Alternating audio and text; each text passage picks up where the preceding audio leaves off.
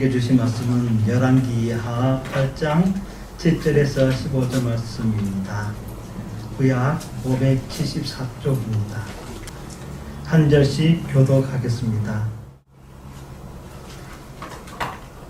엘리사가 다메섹에 갔을 때 아람 왕 베나닷이 병들었더니 왕에게 들리기를 이르되 하나님의 사람이 여기 이르렀나이다 하니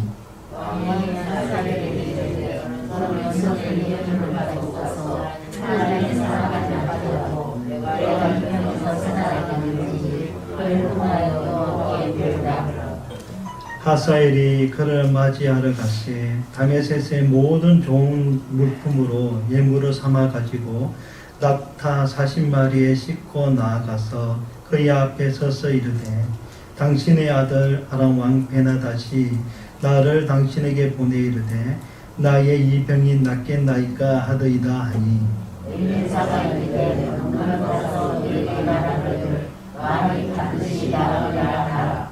그러나 여호와께서 그가 반드시 낳으라고 내게 알게 하셨느니라 하고 하나님의 사람이 그가 부끄러워하기까지 그의 얼굴을 쏘아 보다가 우니 하사엘이 이르되 내 죄로 어찌하여 오시나이까 하는지라 대답하되 내가 이스라엘 사람에게 하나님하고 너를 내가 알리라.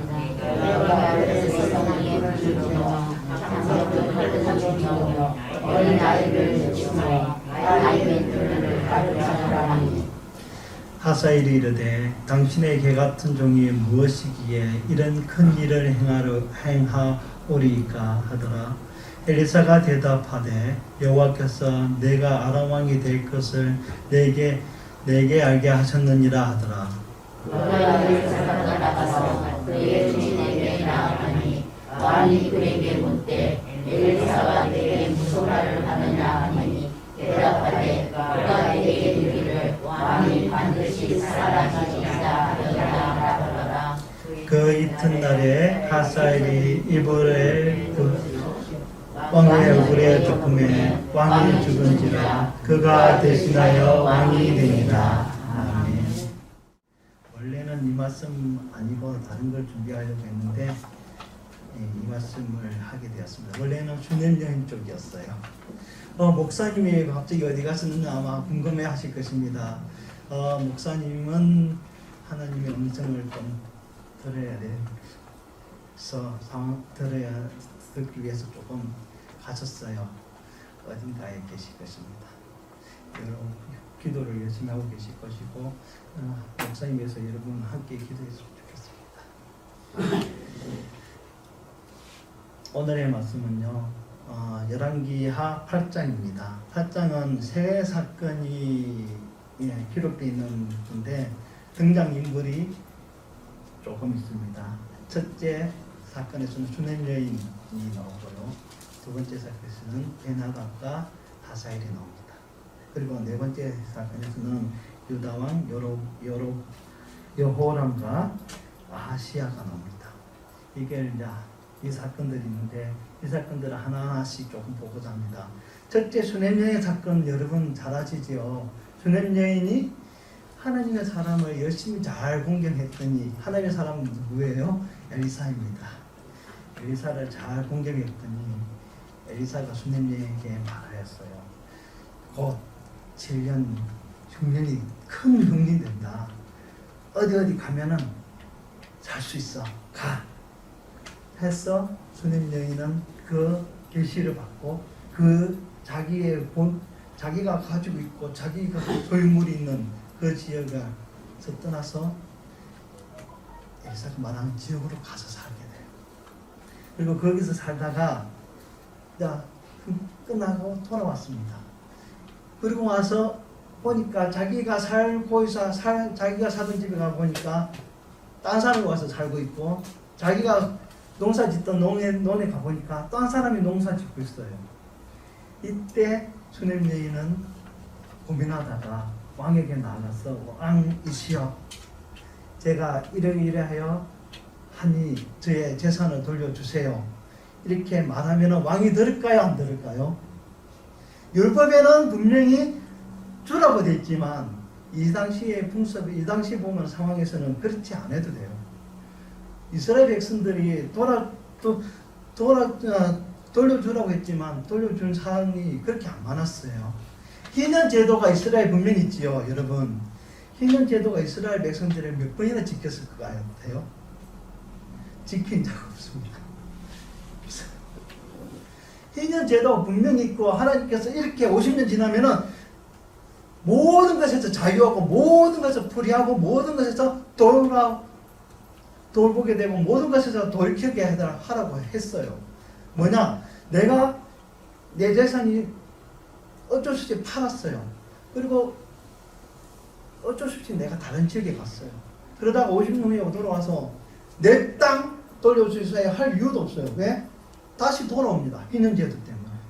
그러면 그 이스라엘 백성들은 다 돌려줘야 되잖아요. 오늘 내가 노예로 살았는데 50년 후에 내가 노예에서 벗어나는 놀라움의 역사가 희년제도 안에 있었어요. 이 희년제도가 이스라엘 백성들이 잘 안 지켜요. 보면은 희년제도가 있다고는 돼 있는데 율법책에 명문화는 돼 있는데 이스라엘 백성들이 잘 안 지키는 걸 볼 수 있습니다. 이스라엘 백성들이 잘 안 지켰다는 걸 다르게 표현하면 재산에 대해서 남의 재산이 지금 자기한테 팔려왔잖아요. 그러면 돌려주지 않아도 되는 그런 상황인 거예요. 그리고 흉년이 지났어요. 그러면은 어떤 일이 나요? 흉년이 다 오고 있다는 거잖아요. 병작일 수도 있잖아요. 그러면은 거기서 농사 짓는 거는 나의 소유물인 거지. 갑자기 어느 날 내가 7년 동안 그 안 나는 농지에서 농사 지었는데 이제 거두를 들려고 하는데 어떤 사람이 와서 이거 예전에 내 땅인데 주세요 하면은 지금 시대에서는 토지 문서가 있어가지고 그게 가능하지만 그때는 그것도 없잖아요. 그러면 돌려줄 의무가 전혀 없잖아요. 이런데 수남여인은 당당하게 나서서 임금님께 돌려주세요. 제가 이 땅 제 겁니다. 이때 하나님의 역사가 참 묘하게 일어나고 있어요.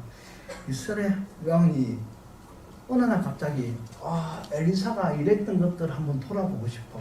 무슨 하나님의 일을 했는가. 그리고 엘리사가 무슨 일을 했는지 알려면 누굴 찾으면 되겠어요? 엘리사를 찾으면 되겠지만 엘리사가 없어요. 그럼 대안책 누굴까요? 엘리사가 실용 맨날 데리고 다니던 애 갑자기 나아만 사건 이후로 사라졌던 애 걔를 불러오면 되는 거예요. 게하시를 임금이 불렀어요. 그리고 엘리사가 무슨 일을 했니? 말해봐. 그때 이 게하시가 이런 일, 저런 일, 또 다른 일 딱 하다가 수넴 여인 얘기도 해요. 수넴 여인 엘리사를 공략해가지고 그가 잔적 없다는 것을 알고 엘리사한테 말해서 잔적 닦게 하잖아요. 그리고 그 아들이 죽어요. 그래갖고 엘리사한테 다시 찾아갔는데 엘리사가 살려줘요. 그 아들을. 그 사건 기억하시죠? 그 사건을 얘기하고 있는데 이 여자가 와서 임금님께 내 딸 돌려주세요 하는 거예요. 게하시가 저 여인이에요. 그 기적 같은 일이 났던 게 저 여인이에요. 이렇게 하니까 임금이 수넴여인에게 묻습니다. 네가 그 사건의 장본인이니? 그러니까 여인이 네 제가 맞습니다. 그러니까 임금이 뭘 하냐면은 네 땅, 네 소유 다 가져가. 네 집 다시 네 거 해. 임금이 명령을 내리는 거예요. 그러면 거기에 살고 있는 사람들은 어때요? 내가 주인 없는 집에서 살다가 갑자기 임금의 명령에 의해서 돌려줘야 되는 거예요.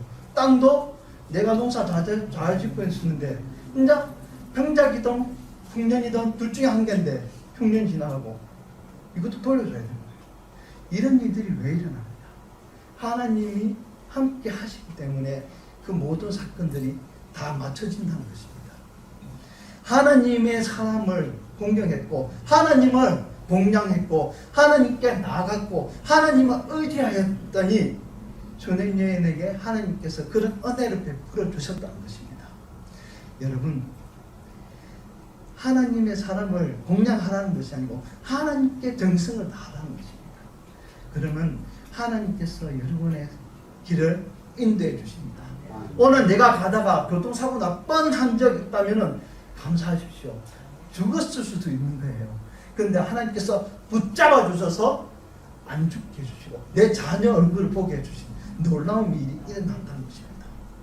또 내가 가는 와중에, 내가 뭘 하고 있는 와중에, 내가 어려우고 있는 와중에 주님께 매달리고 외쳤더니 하나님께서 붙들어 주시고 응답해 주셨다. 감사하십시오. 하나님의 기도했던 여러분의 기도에 응답해 주시는 그 기적 같은 일을 잊지 마시는 여러분이 되시기 바랍니다. 주의 누이는 그런 사람이었습니다. 구약시대 인물이고 엘리사 옆에서 엘리사가 하는 일을 보지는 않았지만 간혹 지나가는 엘리사를 붙잡고 우리 집에 와서 자고 가세요. 그랬던 여인이지만 하나님 믿고 의지하고 나가니까 하나님께서 함께 해주신다는 것입니다. 이스라엘 땅에 엘리사 혼자만이 선지자였을까요? 하나님 말씀을 전파하는 사람이었을까요? 엘리사가 가장 큰 사람이긴 하지만 그 외에도 수많은 선지자가 성경에 기록되어 있지 않지만 있었을 것입니다. 이 여인은 엘리사뿐만 아니고 수많은 하나님이 아니죠. 하나님 믿는 사람이라면 공양했던 사람, 하나님의 말씀을 전하는 사람이면 공양했던 사람. 이 주님 여인이 하나님을 매달고 붙으니까 하나님께서 그 인생을 돌보아 주신다는 것입니다. 이게 첫 번째 사건이에요. 얼마나 은혜스러워요. 하나님을 열심히 잘 섬기고 하나님을 향해서 나의 모든 열정을 쏟아오니까 하나님께서 함께 해주신다. 그 사건. 두 번째 사건입니다. 베나닷이 병들었어요. 이스라엘 사람들 입장에서는 베나닷은 잡아 죽이고 싶은 종족의 왕입니다. 철저히 원수고요. 이스라엘 백성들하고는 같이 한 자리에서 밥 먹을 수도 없는 족속입니다. 이 베나닷이 병이 들었어요. 그런데 참 희한하게도 꼭 이때 엘리사는 어디 가 있냐면은 이 지역에 가 있어요. 적진에 가서 거기서 열심히 하나님의 복음을 전하고 있는 거예요. 엘리사가 우리 본국에서 전도를 하다가 갑자기 적국에 가고 하나님 믿으세요. 하나님 믿으세요. 하나님 믿으세요. 이러고 있는 것입니다. 근데 베나닷이 병들하고 오늘 내일 하는데 자기 나라 신에게 안 물었겠어요?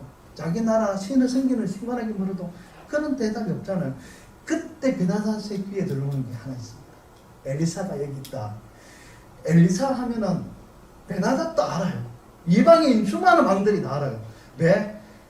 이스라엘 백성들을 공격하려고 딱 준비하고 있는데 임금님 저쪽으로 적군이 와요. 방어하세요. 임금이 이스라엘 왕이 가고 딱 막는 사건 여러분 기억하시죠? 앞에 있었잖아요. 앞장의 사건이.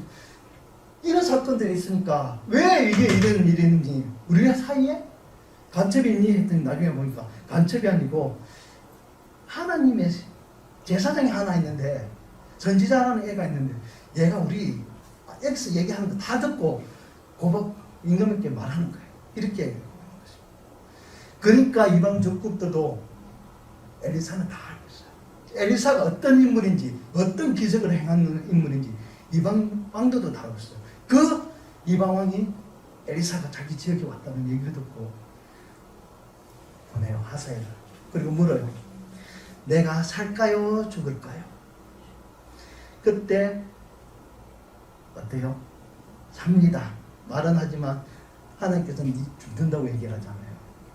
무슨 냐면은 살긴 살아요. 근데 그날 밤 죽어요. 그러면 이거 산 걸까요? 죽은 걸까요? 살긴 죽은 거였잖아요. 살았으나 죽은 존재입니다.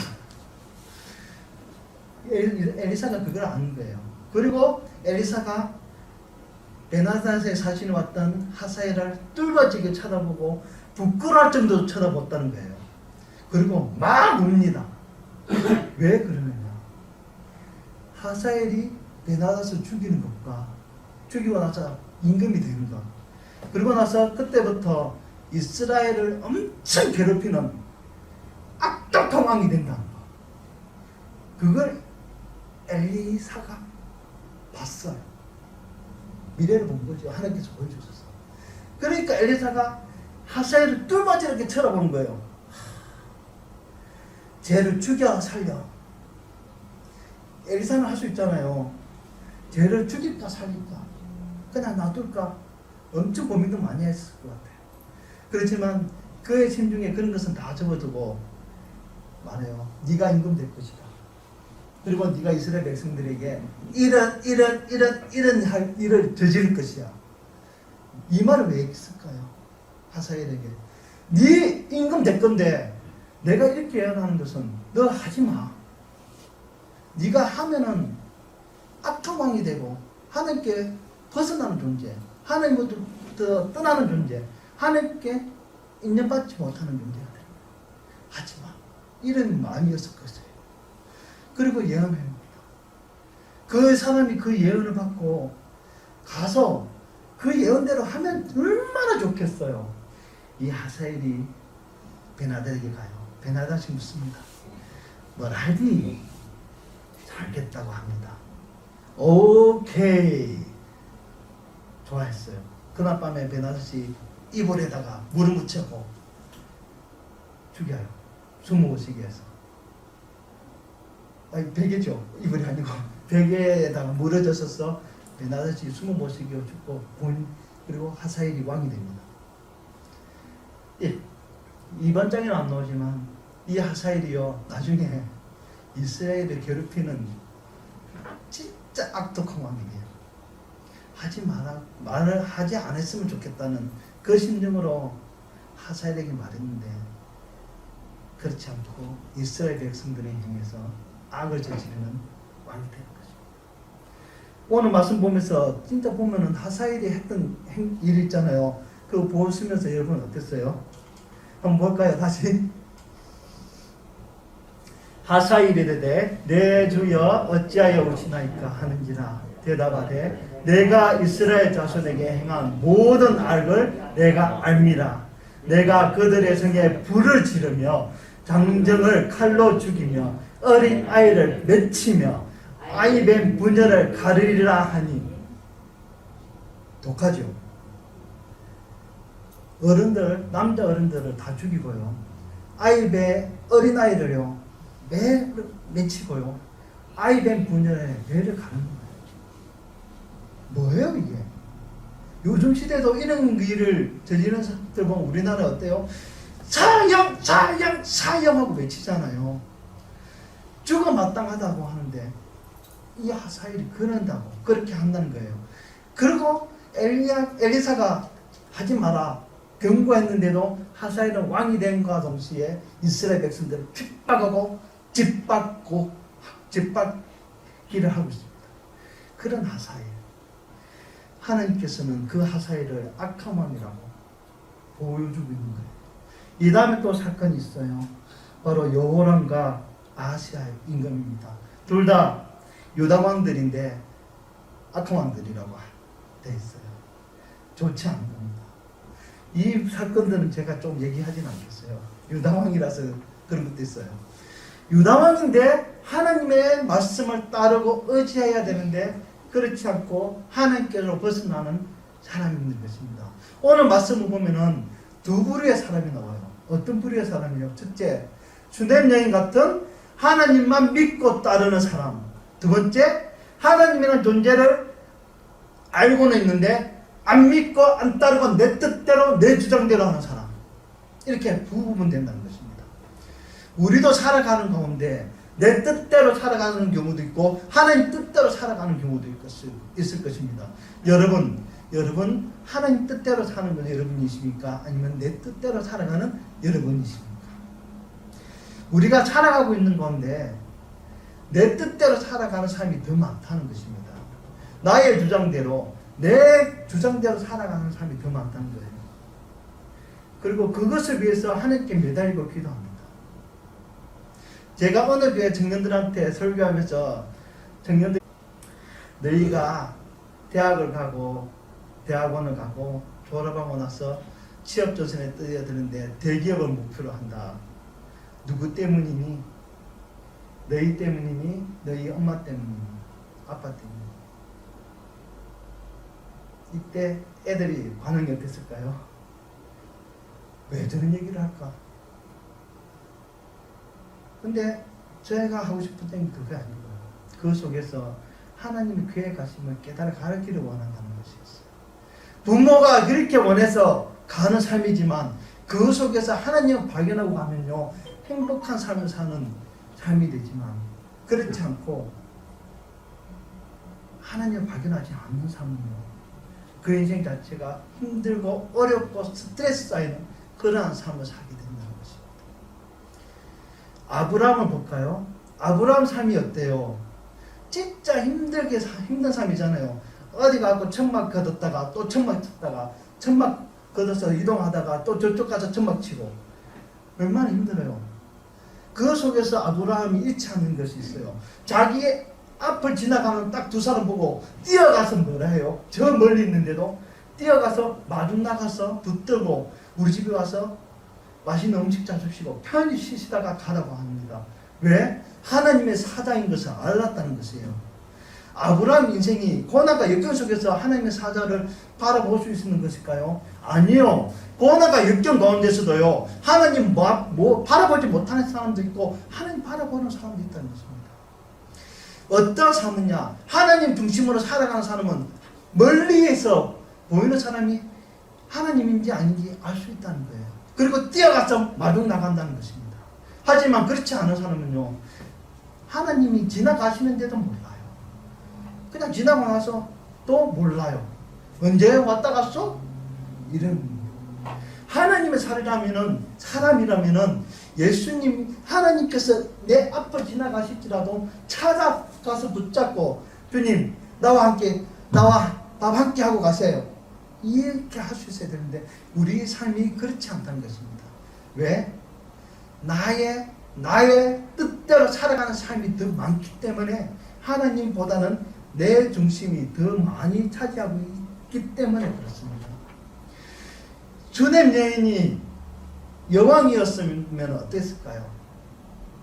이 수넴 여인 말고 베나닥과 하사엘 그 외에도 유다 왕들 전부 다 왕들이잖아요.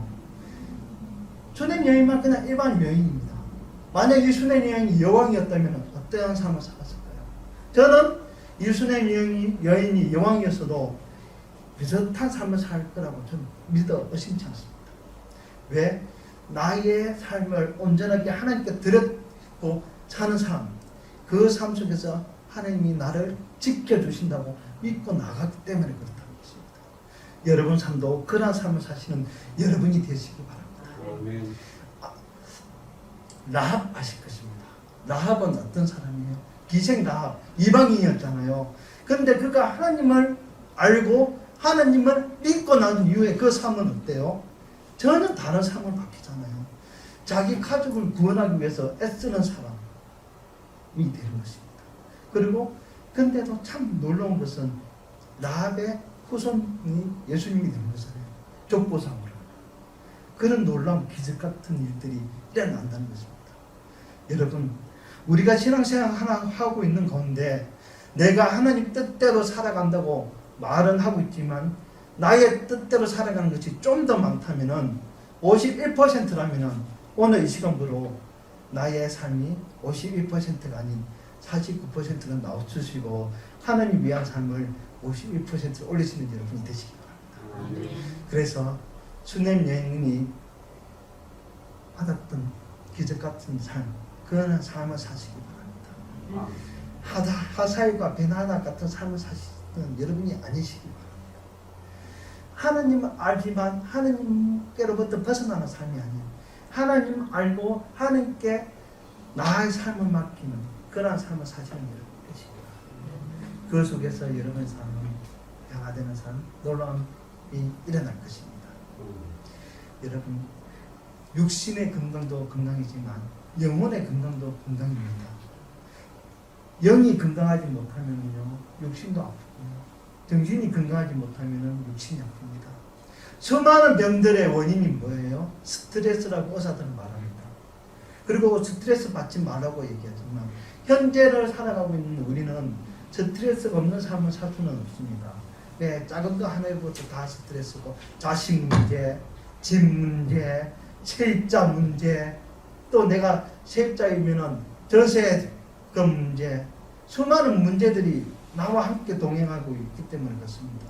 그 외에도 다른 크고 작은 문제들이 나와 함께 하는데 스트레스 없는 사람이 어떻게 살겠어요? 근데 그 속에서 스트레스가 제로로 가까이 가는 삶은 아니지만 그래도 스트레스 줄여주는 삶 속에는 뭐가 있냐면은 하나님과 함께 동행하고 찬양하고 춤추고 성경 말씀 보는 그 가운데 삶이 있다는 것입니다. 내가 스트레스 덜 받는 삶을 사시는, 그래서 육신적으로도 영적으로 정신적으로 건강한 삶을 사시는 여러분이 되시는 것입니다. 수냄님은 그러한 삶을 사는 것입니다. 그러한 삶을 사시는 여러분이 되셔서 베나다 같은, 하사이 같은, 그리고 요람 같은, 아시아 같은 그런 사람이 아닌, 내가 보니까 다 남자네요. 이 남자들 같은 사람이 아닌 수냄 여인 같은 온전하게 하나님만 바라보고 사는 여러분이 되시기를 바랍니다. 기도하겠습니다. 아버지 하나님 감사합니다. 오늘 말씀 바라보면서 하나님과 함께하는 삶과 그렇지 않은 삶을 돌아보게 됩니다. 우리 이 시간 이후에 나의 삶이 나를 위한 온전한 삶이 아닌 하나님과 함께하는 삶이 좀 더 많아지는 저희들 모두가 되게 하여 주셔서 아브라함 같은, 이삭 같은, 수냄 여인 같은 그런 믿음의 선진 성경 믿음의 선배들 같은 그런 삶을 사는 저희들 모두가 되게 하여 주시옵소서. 그로 말미암아 우리들의 자녀들이 복받는 놀라움의 역사가 있게 하여 주시옵소서. 감사합니다. 우리를 보내주신 예수님 이름으로 기도드립니다. 아멘. 주기도만 하시겠습니다. 하나님 계신 우리 아버지, 아버지의 이름을 거룩하게 하시며 아버지의 나라가 오게 하시며 아버지의 뜻이 하늘에서와 같이 땅에서도 이루어지게 하소서. 오늘 우리에게 일용할 양식을 주시고 우리가 우리에게 잘못한 사람을 용서하여 준 것 같이 우리 죄를 용서하여 주시고 우리를 심에 빠지지 않게 하시고 악에서 구하소서. 나라와 국능과 영광이 영원히 아버지의 것입니다. 아멘.